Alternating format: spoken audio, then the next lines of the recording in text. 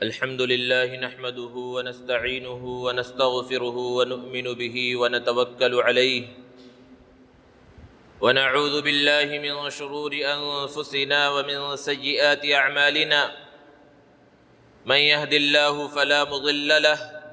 ومن يضلل فلا هادي له ونشهد أن لا إله إلا الله وحده لا شريك له ونشهد أن سيدنا ومولانا محمدًا عبده ورسوله صلى الله تعالى عليه وعلى آله وأصحابه وبارك وسلم تسليمًا كثيرًا كثيرًا. أما بعد فأعوذ بالله من الشيطان الرجيم. بسم الله الرحمن الرحيم. اقرأ باسم ربك الذي خلق خلق الإنسان من علق اقرأ وربك الأكرم الذي علم بالقلم علم الإنسان ما لم يعلم. صدق اللہ مولانا العظیم. معزز سامعین کرام، بزرگوں اور دوستو، اللہ کے رسول صلی اللہ علیہ وسلم کو اس دنیا کے اندر جہالت کی تاریکی کو مٹانے کے واسطے ظلم و بربریت کے خاتمے کے لیے بھیجا گیا. جب اللہ کے رسول صلی اللہ علیہ وسلم کو اس دنیا کے اندر بھیجا گیا، ساری دنیا جہالت کی تاریکی میں ڈوبی ہوئی تھی، اور اللہ تبارک و تعالی نے نبی کریم صلی اللہ علیہ وسلم کی عظمت کو بیان کرتے ہوئے ارشاد فرمایا: اِنَّا أَرْسَلْنَاكَ شَاهِدًا وَمُبَشِّرًا وَنَذِيرًا وَدَاعِيًا إِلَى اللَّهِ بِإِذْنِهِ وَسِرَاجًا مُنِيرًا، کہ ہم نے آپ کو شاہد، بشیر اور نذیر بنا کر بھیجا ہے. اور پھر آگے فرمایا سراجا منیرا، آپ کو ایک روشن چراغ، روشن سورج بنا کر بھیجا. سراج کے لفظی معنی تو چراغ کے ہیں، لیکن مفسرین نے بیان فرمایا یہاں پر سراج سے مراد روشن سورج ہے، کیونکہ دنیا کے اندر جو روشنی ہوتی ہے مختلف چیزوں کی روشنی ہوتی ہے، اور سب سے بڑی روشنی سورج کی روشنی ہے کہ جب دوپہر کے وقت سورج نکلا ہوا ہو، اس کی روشنی پوری دنیا کو منور کر رہی ہو، اس وقت کوئی بھی چھوٹی سی موم بتی اور چھوٹا سا چراغ اور چھوٹا سا بلب لے کر یہ نہیں کہتا کہ میں روشنی سورج کے بجائے اس سے حاصل کروں گا. مفسرین نے بیان فرمایا کہ اللہ تبارک و تعالی نے مختلف انبیاء کرام علیہم السلام کو جو بھیجا تو ان کے ساتھ الگ الگ طرح کی روشنیاں تھی. کسی کے پاس جو روشنی تھی وہ چراغ کی طرح روشنی تھی، کسی کے پاس موم بتی کی طرح روشنی تھی، اور آج کے زمانے کے اعتبار سے سمجھا جا سکتا ہے کسی کے پاس چھوٹے بلب کی روشنی تھی، کسی کے پاس بڑی ٹیوب لائٹ کی روشنی تھی. مطلب یہ ہے کہ بعض انبیاء ایسے تشریف لائے جنہیں صرف ایک قبیلے کی ہدایت کے لیے بھیجا گیا، بعض انبیاء کرام علیہم السلام کو صرف ایک علاقے کے، ایک خطے کے ہدایت کے لیے بھیجا گیا، بعض کو ایک ملک کی ہدایت کے لیے بھیجا گیا. لیکن ہمارے اور آپ کے آقا احمد مجتبیٰ محمد مصطفیٰ صلی اللہ علیہ وسلم کو جو بھیجا گیا تو ساری انسانیت کے لیے آپ کو روشنی بنا کر بھیجا گیا. یعنی اب آپ سورج ہیں کہ جب سورج کی روشنی آ گئی تو پھر دوسری روشنیوں کی ضرورت نہیں ہے. یہی وجہ ہے کہ جب نبی کریم صلی اللہ علیہ وسلم تشریف لے کر آ گئے تو اب طریقہ چلے گا تو صرف آپ کا طریقہ چلے گا، اب اتباع ہوگی تو صرف آپ کی اتباع ہوگی، اب بات مانی جائے گی تو محمد عربی صلی اللہ علیہ وسلم کی بات کو مانا جائے گا. لیکن اس کا یہ مطلب نہیں کہ پہلے کے جو انبیاء کرام علیہ السلام تشریف لائے ان پر ایمان لانا نہیں ہے. ان پر ایمان کے بغیر ایمان ہی کامل و مکمل نہیں ہے. سارے انبیاء جتنے بھی تشریف لائے سب پر ایمان لانا ہے، لیکن اتباع اب ہوگی وہ محمد عربی صلی اللہ علیہ وسلم کی اتباع ہوگی. دوستو، اللہ تبارک و تعالی ہر نبی کو منتخب فرماتا ہے. نبوت ایک انتخابی چیز ہے، یہ ارتقائی چیز نہیں ہے کہ ایک آدمی اپنی محنت کے ذریعے، اپنی ذہانت کے ذریعے، اپنی فطانت کے ذریعے، اپنی کوشش اور ریاضت کے ذریعے نبوت کے مقام کو حاصل کر لے. نبوت ایسی چیز نہیں ہے. دنیا کے اندر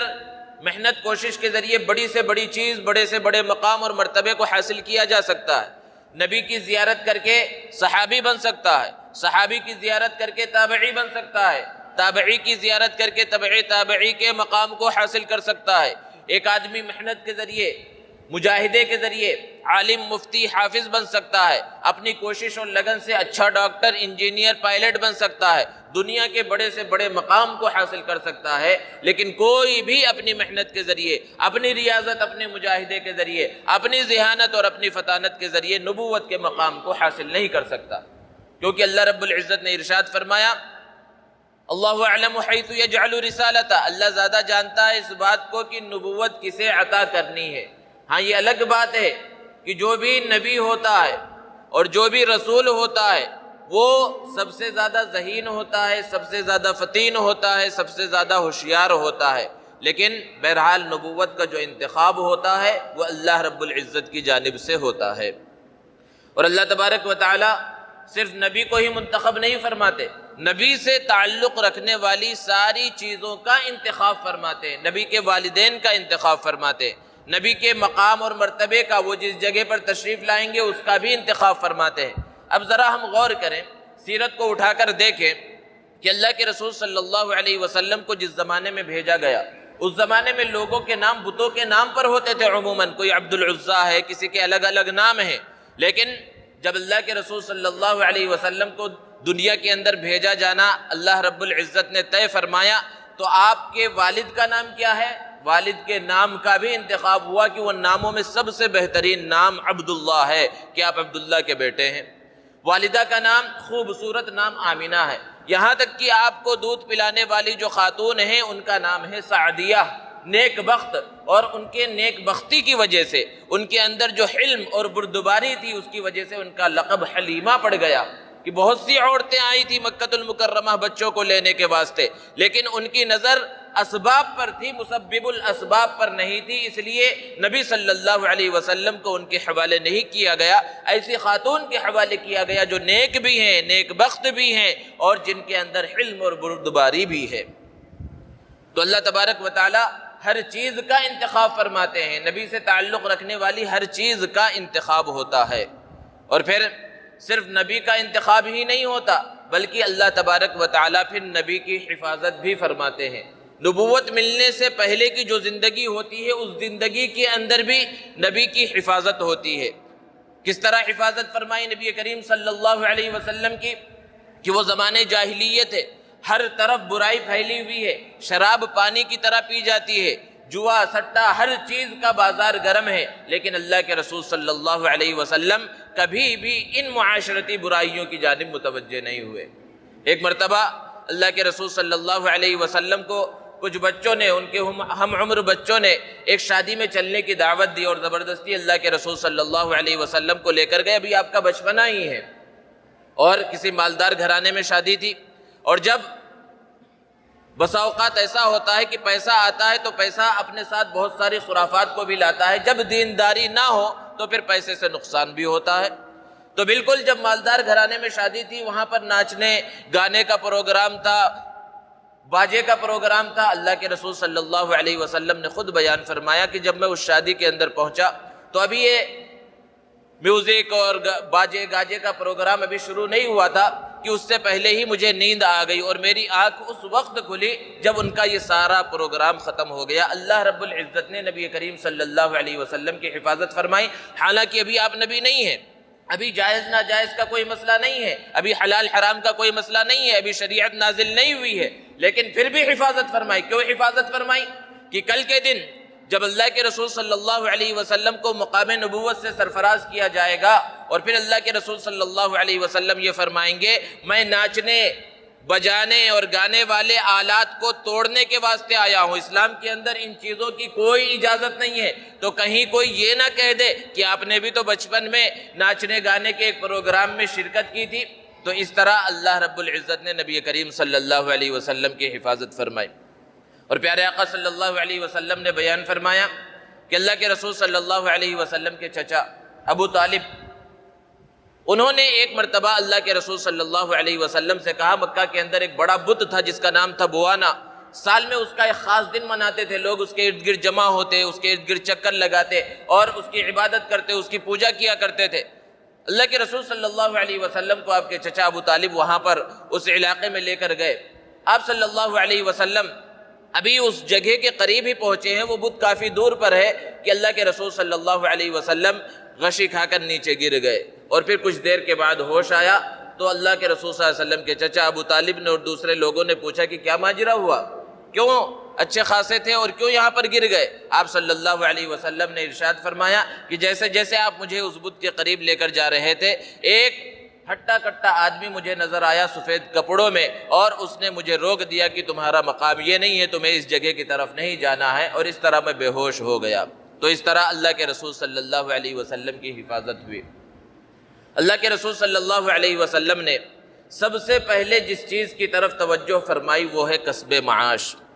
اس کے اندر ہمارے نوجوانوں کے واسطے ایک بہت بڑا سبق ہے۔ مسلمانوں کا ایک بڑا طبقہ، اور خاص طور پر نوجوانوں کا ایک بڑا طبقہ ایسا ہے مسلمانوں کے اندر جو آوارہ گردی کے اندر زندگی گزارتا ہے۔ دو طرح کے لوگ ہیں آوارہ گردی کرنے والے۔ ایک تو یہ ہے کہ خاندانی اعتبار سے بہت مالدار ہے، باپ دادا کی بہت زیادہ دولت ہے، تو وہ یہ سوچتے ہیں کہ ہمیں کمانے کی کوئی ضرورت نہیں ہے، ہمیں محنت کرنے کی کوئی ضرورت نہیں ہے، ہمارے پاس تو بہت ہے کہ ہم بھی کھائیں اور ہماری نسلیں بھی کھاتے رہیں تو ختم نہیں ہوگا۔ تو اس وجہ سے وہ آوارہ گردی کے اندر مبتلا ہے، محنت مشقت نہیں کرتے، روزی کمانے کی فکر نہیں کرتے۔ اور دوسرا طبقہ وہ ہے کہ ان کے پاس کچھ نہیں ہے، باپ دادا کے پاس بھی کچھ نہیں ہے، لیکن سستی کی وجہ سے، کاہلی کی وجہ سے وہ محنت مشقت نہیں کرنا چاہتے، اور پھر پریشانی کے اندر زندگی گزارتے ہیں، لوگوں سے مانگ مانگ کر زندگی گزارتے ہیں، قرض کے بوجھ تلے دب جاتے ہیں۔ یہ دونوں طرح کے لوگ ہیں۔ لیکن اللہ کے رسول صلی اللہ علیہ وسلم کی زندگی ساری انسانیت کے واسطے نمونہ ہے کہ اللہ کے رسول صلی اللہ علیہ وسلم نے سب سے پہلے کسب معاش کی طرف توجہ فرمائی۔ اللہ کے رسول صلی اللہ علیہ وسلم نے کسب معاش کے لیے بکریوں کو چرایا۔ جب اللہ کے رسول صلی اللہ علیہ وسلم کو نبوت عطا کی گئی تو آپ نے صحابہ کے سامنے بیان فرمایا کہ میں نے بچپن میں بکریوں کو بھی چرایا ہے۔ تو صحابہ نے پوچھا اللہ کے رسول آپ نے بھی بکریوں کو چرایا؟ انسان جب بڑے مقام اور مرتبے پر پہنچ جاتا ہے تو اگر وہ پہلے غریب تھا، فقر و فاقہ کی زندگی گزار رہا تھا، تو جب اس کا اسٹیٹس بڑا ہو جاتا ہے اور لوگوں کے درمیان وہ ایک بڑا آدمی شمار کیے جانے لگتا ہے، تو پھر اپنی پرانی زندگی کو لوگوں کے سامنے نہیں لانا چاہتا کہ کس طرح قسم پرسی کی زندگی گزارتا تھا، کس طرح فقر و فاقہ کی زندگی گزارتا تھا، اور اس کے بعد اتنے بڑے مقام پر پہنچا، وہ چھپا لیتا ہے، لوگوں کے سامنے نہیں لانا چاہتا۔ لیکن اللہ کے رسول صلی اللہ علیہ وسلم نے اپنی پوری زندگی کو امت کے سامنے رکھا۔ آپ صلی اللہ علیہ وسلم نے ارشاد فرمایا کہ جو بھی نبی گزرا ہے اس نے بکریوں کو چرایا۔ تو بکریوں کو چرانا یہ کوئی معیوب چیز نہیں ہے، کوئی بری بات نہیں ہے۔ اور پھر اللہ کے رسول صلی اللہ علیہ وسلم نے کسب معاش کے لیے ملک شام کے 2 سفر کیے۔ دونوں سفروں میں 2 الگ الگ راہبوں سے اللہ کے رسول صلی اللہ علیہ وسلم کی ملاقات ہوئی۔ ایک سفر میں نستورہ راہب سے اور ایک سفر میں بحیرہ راہب سے ملاقات ہوئی، اور ان دونوں راہبوں نے آسمانی کتاب کا چونکہ وہ علم رکھتے تھے، اور ان کتابوں کے اندر اللہ کے رسول صلی اللہ علیہ وسلم کی جو نشانیاں بتلائی گئی تھی، ان راہبوں نے اللہ کے رسول صلی اللہ علیہ وسلم میں وہ نشانیاں دیکھی، اور نبوت ملنے سے پہلے ہی نبوت کی خوشخبری سنائی، اور بہت زبردستی کر کے حضرت ابو طالب جو اللہ کے رسول صلی اللہ علیہ وسلم کے چچا ہیں، آپ کے ساتھ تھے، ان کو یہ کہلایا کہ ان کو آگے نہ لے جاؤ، لوگ ان کے دشمن بن جائیں گے، ان کو وہیں سے واپس کرنے کی کوشش بھی کی۔ اور ایک تیسرا سفر جو ملک شام کا اللہ کے رسول صلی اللہ علیہ وسلم نے کیا، وہ حضرت خدیجۃ الکبریٰ کا وکیل بن کر ان کا مال لے کر اللہ کے رسول صلی اللہ علیہ وسلم نے تجارت کی غرض سے مکہ المکرمہ سے ملک شام کا سفر کیا۔ حضرت خدیجۃ الکبریٰ رضی اللہ تعالی عنہا مکہ کی ایک مالدار صاحب ثروت خاتون تھی، بیوہ خاتون تھی۔ وہ اپنا مال لوگوں کے حوالے کرتی کہ وہ جا کر کاروبار کریں اور اس میں سے نفع مجھے بھی دے۔ اللہ کے رسول صلی اللہ علیہ وسلم کے حوالے جب مال کو کیا، اللہ کے رسول صلی اللہ علیہ وسلم نے ملک شام کا سفر کیا، اور واپس جب تشریف لائے بہت نفع ہوا۔ حضرت خدیجۃ الکبریٰ رضی اللہ تعالی عنہا نے آپ صلی اللہ علیہ وسلم کے چچا حضرت حمزہ رضی اللہ تعالی عنہ کے توسط سے آپ کے پاس نکاح کا پیغام بھیجا۔ اللہ کے رسول صلی اللہ علیہ وسلم نے اس نکاح کے پیغام کو قبول کیا، اور آپ صلی اللہ علیہ وسلم کا یہ نکاح حضرت خدیجۃ الکبریٰ سے اس وقت ہوا جب آپ صلی اللہ علیہ وسلم کی عمر مبارک 25 سال ہے، اور حضرت خدیجۃ الکبریٰ رضی اللہ تعالی عنہا کی عمر مبارک اس وقت 40 سال ہے، یعنی 15 سال اللہ کے رسول صلی اللہ علیہ وسلم سے بڑی ہیں۔ حضور اکرم صلی اللہ علیہ وسلم کی زندگی پر جہاں بہت سارے اعتراضات کیے جاتے ہیں، ان میں سے ایک اعتراض کثرت ازدواج کا ہے کہ آپ نے بہت سارے نکاح کیے، آپ کے اوپر شہوت پرستی کا الزام لگایا جاتا ہے۔ اگر انسان غور کرے تو کیا یہ شہوت پرستی ہے کہ بھرپور جوانی ایک بیوہ خاتون کے ساتھ، اور وہ بھی ایسی بیوہ خاتون جو عمر میں آپ سے 15 سال بڑی ہیں، ان کے ساتھ گزار دی جائے؟ اللہ کے رسول صلی اللہ علیہ وسلم نے 25 سال کی عمر میں آپ سے نکاح کیا، حضرت خدیجہ الکبریٰ سے نکاح کیا، اور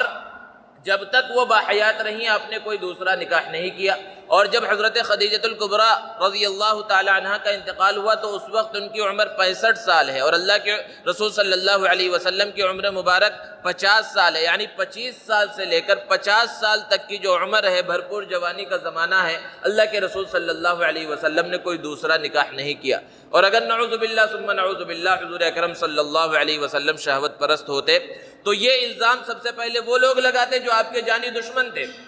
جنہوں نے آپ کو کاہن کہا، آپ کو شاعر کہا، آپ کو طرح طرح سے ستایا، لیکن کبھی بھی وہ آپ کے کردار پر انگلی نہ اٹھا سکے۔ اس سے یہ پتہ چلتا ہے کہ وہ لوگ جو آج کے زمانے میں شہوت پرستی کا الزام لگاتے ہیں، وہ خود ان کا پورا گھرانہ شہوت پرستی کے اندر ڈوبا ہوا ہے، شرم و حیا نام کی چیز ان کے اندر نہیں ہے، وہ کس منہ سے اللہ کے رسول صلی اللہ علیہ وسلم کے اوپر شہوت پرستی کا الزام لگاتے ہیں؟ تو بہرحال اللہ کے رسول صلی اللہ علیہ وسلم کا یہ نکاح ہوا۔ دوستو، گزشتہ جمعے میں اس بات کو بیان کیا گیا تھا کہ اللہ کے رسول صلی اللہ علیہ وسلم کی جو حیات طیبہ ہے، محمد الرسول اللہ ہونے کی حیثیت سے نہیں، محمد ابن عبداللہ ہونے کی حیثیت سے وہ زندگی بھی قابل رشک ہے، قابل نمونہ اور قابل تقلید ہے اللہ کے رسول صلی اللہ علیہ وسلم کی وہ زندگی کہ آپ صلی اللہ علیہ وسلم 4 سال تک حضرت حلیمہ سعدیہ کے پاس رہے تھے، اور اس وقت اپنے جو بھائی بہن تھے، رضاعی بھائی بہن، بعد میں چل کر اللہ کے رسول صلی اللہ علیہ وسلم نے کس طرح ان کا حق ادا کیا، اور وہ 4 سال تو دور کی بات ہے، اللہ کے رسول صلی اللہ علیہ وسلم نے مکہ المکرمہ میں رہتے ہوئے حضرت سویبہ کا دودھ پیا تھا جو ابو لہب کی باندی ہے، اور چند دن، روایتوں میں آتا ہے کہ 7 یا 8 دن اللہ کے رسول صلی اللہ علیہ وسلم نے صرف ان کا دودھ پیا، لیکن اللہ کے رسول صلی اللہ علیہ وسلم نے کس طرح حق ادا کیا؟ آج ہمارے زمانے کے اندر اور ہمارے معاشرے کے اندر دودھ کے رشتے کو تو کوئی رشتہ سمجھا ہی نہیں جاتا، اس کو کوئی اہمیت ہی نہیں دی جاتی، لیکن اللہ کے رسول صلی اللہ علیہ وسلم نے اس دودھ کے رشتے کو، اس رضاعت کے رشتے کو کس طرح اس کا حق ادا کیا، اور کس طرح اپنی والدہ کے ساتھ یعنی رضاعی والدہ کے ساتھ اور رضاعی بھائیوں کے ساتھ آپ نے سلوک کیا کہ اللہ کے رسول صلی اللہ علیہ وسلم جب تک مکہ المکرمہ میں تشریف فرما رہے، حضرت سویبہ کی دیکھ بھال کرتے رہے، ان سے ملاقات کرنے کے لیے جاتے تھے، ان کے عیادت کے لیے جایا کرتے تھے، ان کے پاس ہدیے اور تحائف اللہ کے رسول صلی اللہ علیہ وسلم بھیجا کرتے تھے۔ اور پھر جب آپ مکہ المکرمہ سے مدینہ ہجرت کر کے تشریف لے گئے تو مدینے سے کوئی بھی مکہ جانے والا ملتا، اللہ کے رسول صلی اللہ علیہ وسلم اپنی رضاعی والدہ جنہوں نے صرف چند دن دودھ پلایا تھا، حضرت سویبہ، ان کے واسطے اللہ کے رسول صلی اللہ علیہ وسلم کوئی ہدیہ تحفہ بھیجا کرتے تھے۔ اور پھر جب مکہ المکرمہ فتح ہوا، مکہ کا فتح ہونا کوئی معمولی چیز نہیں تھی، ایک بہت بڑی فتح تھی۔ اللہ کے رسول صلی اللہ علیہ وسلم 10,000 صحابہ کرام رضوان اللہ تعالی علیہم اجمعین کے ساتھ فاتحانہ انداز میں مکہ المکرمہ میں داخل ہوئے، اور ایسی بڑی خوشی کا موقع ہے کہ 13 سال تک جو لوگ آپ کے اوپر ظلم و ستم کے پہاڑ ڈھا رہے تھے، وہ لوگ یہاں پر مفتوح بنے ہوئے تھے، اور آپ کے صحابہ یہ فاتح بن کر مکہ المکرمہ میں داخل ہوئے تھے۔ ایسی خوشی کے موقع پر انسان بڑی سے بڑی چیز کو بھول جاتا ہے، لیکن اللہ کے رسول صلی اللہ علیہ وسلم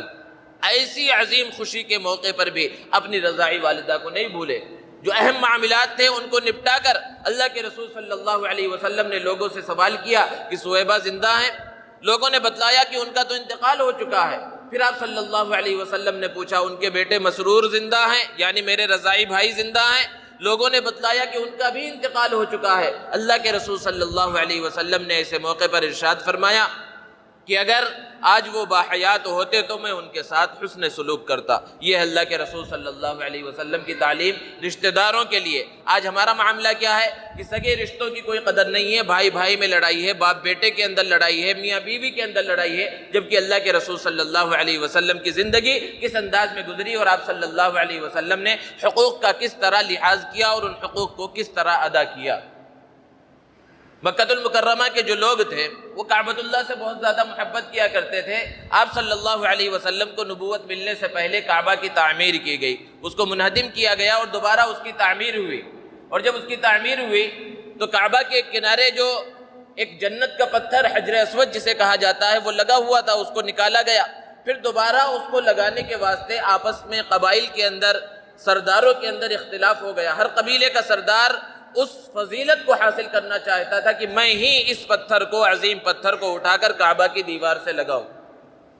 لوگوں میں اختلاف بڑھتا رہا، آخر میں یہ فیصلہ ہوا کہ اس کو کل تک ٹال دیا جائے۔ کل صبح جو شخص سب سے پہلے یہاں پر آئے،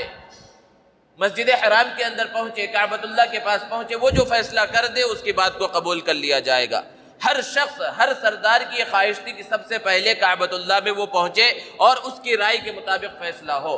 لیکن جب لوگ پہنچے تو دیکھا محمد عربی صلی اللہ علیہ وسلم سب سے پہلے وہاں پر موجود ہے۔ جب آپ صلی اللہ علیہ وسلم کو ان لوگوں نے دیکھا تو سب کی زبان پر یہ الفاظ آئے کہ یہ تو ہمارے امین ہیں، صادق ہیں، ان کی رائے، ان کا مشورہ ہمیں قبول ہے۔ اور اللہ کے رسول صلی اللہ علیہ وسلم نے محمد ابن عبداللہ کی حیثیت سے ایک اہم فیصلہ کیا، حکیمانہ فیصلہ کیا کہ جس کی وجہ سے ایک جنگ جو ان کے درمیان ہو سکتی تھی اور بڑا مقابلہ ان کے درمیان ہو سکتا تھا وہ ٹل گیا۔ اللہ کے رسول صلی اللہ علیہ وسلم نے ایک بڑی چادر کو منگوایا اور اس کے اندر حجر اسود کو رکھ دیا، اس پتھر کو رکھ دیا اور سارے سرداروں سے کہا کہ سب اس چادر کو پکڑ لیں، گویا کہ سب کے سب اس پتھر کو لگانے کے اندر شریک ہیں اور کعبہ کی دیوار کے پاس لے جایا جائے۔ اسی طرح کیا گیا اور جب کعبہ کے دیوار کے پاس پہنچے، اللہ کے رسول صلی اللہ علیہ وسلم نے ارشاد فرمایا کہ میں تم سب کی طرف سے تمہارا وکیل بن کر اس پتھر کو کعبہ کی دیوار میں نصب کر رہا ہوں۔ اور اللہ کے رسول صلی اللہ علیہ وسلم کے ایک حکیمانہ فیصلے کی وجہ سے ایک بڑی جنگ ان کے درمیان جو ہو سکتی تھی وہ ختم ہو گئی، وہ نہیں ہوئی۔ یہ اللہ کے رسول صلی اللہ علیہ وسلم کی دور اندیشی تھی۔ اللہ کے رسول صلی اللہ علیہ وسلم کی عمر مبارک جو 40 سال کے قریب ہو رہی تھی، اللہ کے رسول صلی اللہ علیہ وسلم کو خلوت پسند ہو گئی تھی۔ آپ صلی اللہ علیہ وسلم تنہائی پسند کرنے لگے تھے، لوگوں سے ملنا جلنا آپ نے کم کر دیا تھا۔ کئی دنوں کا توشہ لے کر اللہ کے رسول صلی اللہ علیہ وسلم جبل نور، غار حرا میں جو کافی اونچائی پر ہے، جو لوگ وہاں گئے ہیں انہوں نے دیکھا ہوگا، اتنی اونچائی پر جا کر ایک چھوٹے سے غار میں اللہ کے رسول صلی اللہ علیہ وسلم تشریف فرما ہوتے، وہاں اللہ کی عبادت کے اندر لگ جاتے۔ دنیا کے اندر جب کسی بڑے سے ملاقات کا موقع ملتا ہے تو اس کے لیے انسان تیار ہوتا ہے، اچھے کپڑے سلاتا ہے، اپنے ظاہر کو سنوارتا ہے، اور یہاں تو ملاقات ہونے والی تھی اللہ رب العزت سے، اور جو ملاقات کرنے والے ہیں ان کا ظاہر پہلے سے سجا سورا ہے، ان کا باطن پہلے سے سجا سورا ہے، لیکن اس کو اور صقل کیا جا رہا تھا۔ اللہ کے رسول صلی اللہ علیہ وسلم سے کی بات ہونے والی ہے، اللہ کا پیغام آنے والا ہے۔ تقریباً 650 سال کے بعد اللہ کے رسول صلی اللہ علیہ وسلم خشک توشہ لے کر وہاں پر تشریف فرمائے، کئی دنوں کے بعد گھر پر تشریف لاتے ہیں۔ ایسا محسوس ہوتا ہے کہ کسی چیز کا اللہ کے رسول صلی اللہ علیہ وسلم کو انتظار ہے، اور پھر اس انتظار کی گھڑیاں ختم ہوئی اور آنے والا آ گیا اور بہت بڑا پیغام لے کر آیا۔ اور وہ آنے والا کون ہے؟ حضرت آدم علیہ السلام سے لے کر حضرت عیسیٰ علیہ السلام تک جو اللہ کا پیغام لے کر آتا رہا تھا، وہ جبرائیل اللہ کے رسول صلی اللہ علیہ وسلم کے پاس آ گیا۔ اللہ کا پیغام لے کر وہ فرشتہ، عظیم فرشتہ پہنچا اور اللہ کے رسول صلی اللہ علیہ وسلم کے سامنے عرض کیا، اقرأ، پڑھیے۔ آپ صلی اللہ علیہ وسلم نے ارشاد فرمایا، ما انا بقارئ، کہ میں پڑھنا نہیں جانتا۔ 3 مرتبہ اسی طرح کہا گیا۔ اللہ کے رسول صلی اللہ علیہ وسلم کو دبایا اس فرشتے نے، پھر اللہ کے رسول صلی اللہ علیہ وسلم پر قرآن مجید کے ابتدائی آیتیں نازل ہوئی، قرآن مجید اترنا شروع ہوا۔ اقرأ بسم ربک الذی خلق، کہ پڑھیے اس پروردگار کے نام سے، اپنے اس رب کے نام سے جس نے پیدا کیا ہے۔ شروع کی 5 آیتیں نازل ہوئی۔ اللہ کے رسول صلی اللہ علیہ وسلم کے ساتھ جو یہ واقعہ پیش آیا، بڑا عجیب و غریب واقعہ تھا۔ اللہ کے رسول صلی اللہ علیہ وسلم دوڑتے ہوئے اپنے گھر تشریف لائے، اپنی اہلیہ محترمہ حضرت خدیجہ الکبریٰ رضی اللہ تعالی عنہا سے کہا، زملونی زملونی، مجھے چادر اڑا دو، مجھے چادر اڑا دو، مجھے اپنی جان کا خوف محسوس ہو رہا ہے۔ اللہ کے رسول صلی اللہ علیہ وسلم سے حضرت خدیجہ نے پوچھا کہ معاملہ کیا ہے، کس وجہ سے آپ پریشان ہیں؟ اللہ کے رسول صلی اللہ علیہ وسلم نے جب واقعے کو بیان فرمایا تو حضرت خدیجہ الکبریٰ رضی اللہ تعالی عنہا نے تسلی دی، حوصلہ دیا اور کہا، اللہ آپ کو رسوا نہیں کرے گا، اللہ آپ کو ضائع نہیں کرے گا۔ آپ کی صفات گنوائی کہ آپ یتیموں کا خیال کرتے ہیں، آپ مسکینوں کا خیال کرتے ہیں، آپ جن کے اوپر بوجھ ہے ان کے بوجھ کو ہلکا کر دیتے ہیں، اللہ تعالیٰ آپ کو ضائع نہیں کرے گا۔ اور پھر حضرت خدیجہ الکبریٰ اپنے چچا زاد بھائی ورقہ ابن نوفل کے پاس، جو آسمانی کتابوں کا علم رکھتے تھے اور وہ عیسائیت پر ایمان رکھتے تھے، اور مذہب اسلام سے پہلے عیسائیت یہ حق مذہب تھا، ان کے پاس لے کر گئی اللہ کے رسول صلی اللہ علیہ وسلم سے ورقہ ابن نوفل نے پوچھا کہ کیا واقعہ پیش آیا؟ جب آپ صلی اللہ علیہ وسلم نے بتلایا، اس فرشتے کا تذکرہ کیا، اس کے انداز کا، اس کی بات چیت کا تذکرہ کیا، تو ورقہ ابن نوفل سمجھ گئے کہ یہ کون سا فرشتہ ہے، اور بتلایا کہ کاش کہ میں اس وقت زندہ رہتا جس وقت آپ کی یہ قوم آپ کو یہاں سے نکالے گی۔ اللہ کے رسول صلی اللہ علیہ وسلم کو بڑا تعجب ہوا کہ یہ لوگ مجھ پر اپنی جان چھڑکتے ہیں، مجھے صادق کہتے ہیں، مجھے امین کہتے ہیں، میرے پاس اپنی امانتوں کو رکھواتے ہیں، یہ لوگ میرے دشمن بن جائیں گے، یہ لوگ مجھے یہاں سے نکالیں گے۔ ورقہ ابن نوفل نے کہا کہ کوئی نبی ایسا نہیں گزرا جس کو اس کی قوم نے ستایا نہ ہو، آپ کے ساتھ بھی یہ ہوگا۔ پھر اس کے بعد کچھ دنوں تک وہ فرشتہ نظر نہیں آیا۔ پھر اللہ کے رسول صلی اللہ علیہ وسلم ایک راستے سے گزر رہے ہیں، اتفاقاً آپ کی نگاہ آسمان کی طرف اٹھی تو دیکھا کہ وہی فرشتہ جو غار حرا میں نظر آیا تھا، وہی فرشتہ زمین اور آسمان کے درمیان ایک معلق لٹکی ہوئی کرسی کے اوپر بیٹھا ہوا ہے۔ اللہ کے رسول صلی اللہ علیہ وسلم نے جب اس منظر کو دیکھا تو پھر گھر پر تشریف لائے اور پھر کہا مجھے چادر اڑا دو، اور اس وقت سورہ مدثر کی ابتدائی آیات نازل ہوئی، یا ایھا المدثر قم فانذر، کہ یہ چادر میں لپٹے ہوئے اٹھیے اور کھڑے ہو جائیے، قیام کیجیے اور لوگوں کو ڈرائیے۔ حکم ہوا، نبوت کی ذمہ داری اللہ کے رسول صلی اللہ علیہ وسلم کو عطا کی گئی، اور پھر لوگوں نے اسلام قبول کرنا شروع کیا۔ عام طور پر سیرت نگاروں کے اندر یہ بحث رہی ہے کہ سب سے پہلے اسلام قبول کرنے والے کون ہیں۔ عموماً اس انداز میں بیان کیا جاتا ہے کہ خواتین میں سب سے پہلے ایمان قبول کرنے والی حضرت خدیجہ الکبریٰ ہیں، مردوں میں ایمان قبول کرنے والے حضرت ابوبکر صدیق رضی اللہ عنہ ہیں، بچوں میں ایمان قبول کرنے والے حضرت علی مرتضیٰ رضی اللہ تعالی عنہ ہیں، اور غلاموں میں ایمان قبول کرنے والے حضرت زید بن حارثہ رضی اللہ تعالی عنہ ہیں۔ لیکن اگر غور کیا جائے تو پتہ چلے گا چاہے عورتوں میں ہو یا مردوں میں ہو یا بڑوں میں ہو یا چھوٹوں میں ہو یا غلاموں میں ہو، سب سے پہلے ایمان قبول کرنے والی وہ حضرت خدیجہ الکبریٰ رضی اللہ تعالی عنہ ہے، کیونکہ سب سے پہلے اللہ کے رسول صلی اللہ علیہ وسلم نے انہی کے سامنے اس واقعے کو سنایا، اور اس وقت کوئی نماز کا حکم نازل نہیں ہوا تھا، کوئی دوسرا حکم نازل نہیں ہوا تھا۔ اس وقت تسلی کے دو بول جو حضرت خدیجہ الکبریٰ رضی اللہ تعالی عنہ کی زبان سے نکلے وہی اصل میں ایمان تھا۔ سب سے پہلے اللہ کے رسول صلی اللہ علیہ وسلم نے اپنے دوست حضرت ابوبکر صدیق رضی اللہ تعالی عنہ کے سامنے پیغام رکھا، بغیر کسی چوں چرا کے انہوں نے اس پیغام کو قبول کیا، اور پھر آہستہ آہستہ لوگ اسلام کے دامن میں آتے گئے، اور پھر اللہ کے رسول صلی اللہ علیہ وسلم کو حکم ہوا فاصدع بما تؤمر واعرض عن المشرکین، کہ اب کھلم کھلا جس چیز کا آپ کو حکم دیا گیا ہے، جو ذمہ داری آپ کو عطا کی گئی ہے، عام لوگوں کے سامنے اس کو پیش کیجئے۔ اور پھر حکم ہوا وانذر عشیرتک الاقربین، اپنے قریبی رشتہ داروں کو ڈرائیے، اور اس مقصد کو پورا کرنے کے واسطے اللہ کے رسول صلی اللہ علیہ وسلم ایک پہاڑی کے اوپر چڑھ گئے اور لوگوں کو جمع کیا۔ جب لوگ جمع ہو گئے تو بڑے ہی حکیمانہ انداز میں اللہ کے رسول صلی اللہ علیہ وسلم نے ایک سوال کیا کہ مجھے بتلاؤ کہ اگر میں تم سے یہ کہوں کہ پہاڑی کے پیچھے ایک بہت بڑا لشکر ہے جو تم پر حملہ کرنے والا ہے، تو کیا تم میری اس بات کو مان لو گے؟ لوگوں نے ایک زبان ہو کر جواب دیا کہ آج تک ہم نے آپ کو کبھی جھوٹ بولتے ہوئے نہیں دیکھا، آپ جو کہیں گے ہم اس کو مان لیں گے۔ اللہ کے رسول صلی اللہ علیہ وسلم نے ارشاد فرمایا قولوا لا الہ الا اللہ، کہ تم سب لا الہ الا اللہ کہہ لو، کامیاب ہو جاؤ گے۔ کہ عبادت کرنی ہے تو صرف اللہ کی کرنی ہے۔ جب اس پیغام کو دنیا کے سامنے، لوگوں کے سامنے اللہ کے رسول صلی اللہ علیہ وسلم نے رکھا،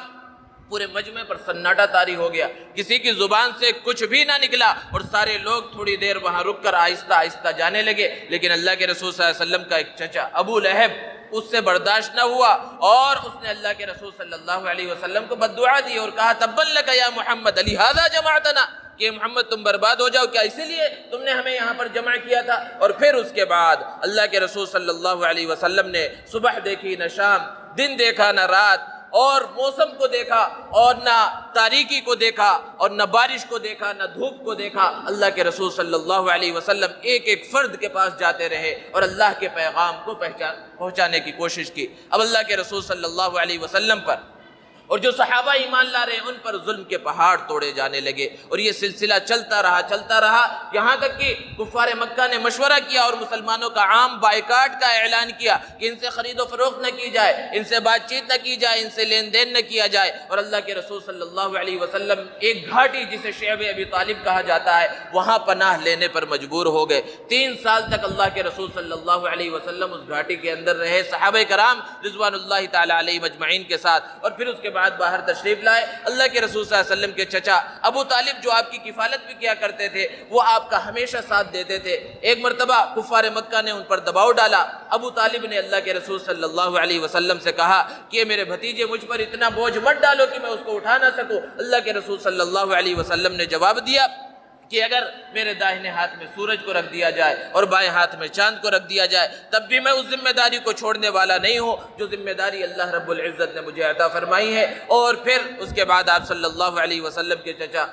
ابو طالب کا انتقال ہو گیا، اور پھر اس کے بعد حضرت خدیجہ الکبریٰ رضی اللہ تعالی عنہا کا بھی انتقال ہو گیا۔ اللہ کے رسول صلی اللہ علیہ وسلم کے اوپر ایک کے بعد ایک غم کے پہاڑ ٹوٹے۔ پھر اس کے بعد اللہ رب العزت نے اپنے دیدار کے واسطے، ملاقات کے واسطے، جنت اور جہنم کے مشاہدے کے واسطے آسمانوں پر بلایا، جسے معراج کہا جاتا ہے۔ اللہ کے رسول صلی اللہ علیہ وسلم اس معراج کے سفر سے پہلے یہ سوچا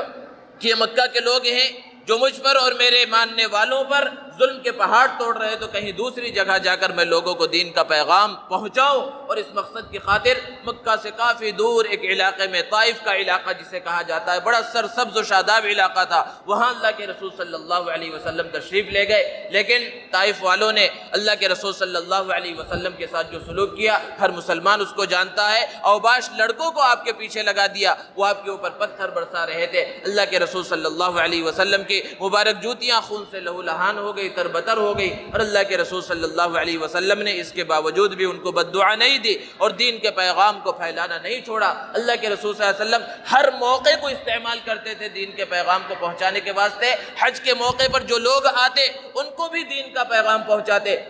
یثرب کے علاقے سے کچھ لوگ آئے تھے حج کے واسطے، مینا کی گھاٹی میں اللہ کے رسول صلی اللہ علیہ وسلم نے ان سے ملاقات کی، ان کو دین کا پیغام سنایا، ان کے دل کے اندر وہ بات بیٹھی، اور اگلے سال جب پھر وہ لوگ تشریف لائے، اللہ کے رسول صلی اللہ علیہ وسلم کو انہوں نے یثرب آنے کی دعوت دی، مدینہ المنورہ آنے کی دعوت دی۔ اللہ کے رسول صلی اللہ علیہ وسلم نے اس دعوت کو قبول کیا، جس کے نتیجے میں اللہ کے رسول صلی اللہ علیہ وسلم نے مکہ سے مدینہ المنورہ کی طرف ہجرت فرمائی۔ اس ہجرت کے واقعے کو انشاءاللہ آئندہ بیان کیا جائے گا۔ یہ مختصر سی روداد ہے اللہ کے رسول صلی اللہ علیہ وسلم کی، مکہ المکرمہ کی زندگی کی، کہ کس طرح اللہ کے رسول صلی اللہ علیہ وسلم نے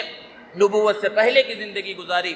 اور پھر نبوت ملنے کے بعد کس طرح تکلیفوں کو برداشت کیا اللہ کے رسول صلی اللہ علیہ وسلم نے۔ اور یہ تکلیفوں کو برداشت کرنا اسی امت کی خاطر تھا، ہمارے لیے تھا، آپ کے لیے تھا۔ اللہ رب العزت سے دعا ہے اللہ تبارک و تعالی نبی کریم صلی اللہ علیہ وسلم کی صحیح طرح سے اتباع کرنے کی توفیق عطا فرمائے۔ وآخر دعوانا الحمد للہ رب العالمین۔